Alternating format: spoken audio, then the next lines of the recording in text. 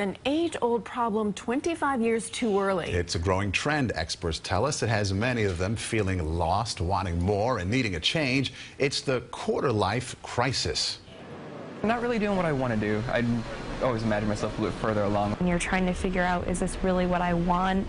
And, why have I been working so hard to get here? Is this what I want to do for the rest of my life? Is this not what I want to do? They're only in their 20s, just beginning their lives, filled with promise and possibility. But already, they're disillusioned. I am in a state of trying to figure out, where I'm going to be. The promise of our parents was that we can do whatever we want. You find yourself a couple years later behind a desk somewhere, wondering where that promise of I can do whatever I want went to. This is the quarter-life crisis. It's like the midlife crisis for people in their 50s. But it's happening to young people only in their 20s. You're trapped in this relationship, you're trapped in this job, you don't really see a future for yourself.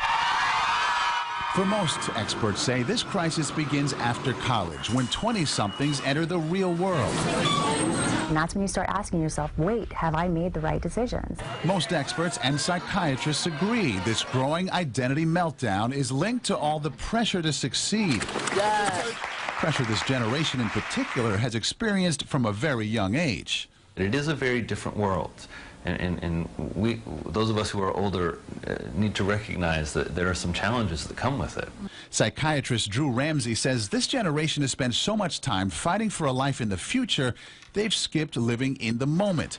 Now they're not only exhausted, they are unsatisfied. I knew that I had to make a change. At 26, Marjorie Korn says the only way out of her quarter-life crisis was to walk away from everything and start over. And that's what she did. I'm so much happier. I'm glad that I listened to what my insides were telling me.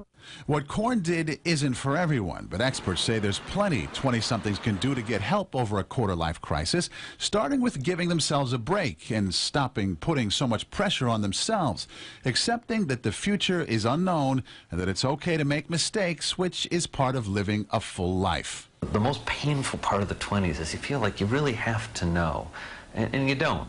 You'll go through life like the rest of us, doing the best that you can, and eventually it gets figured out pretty well.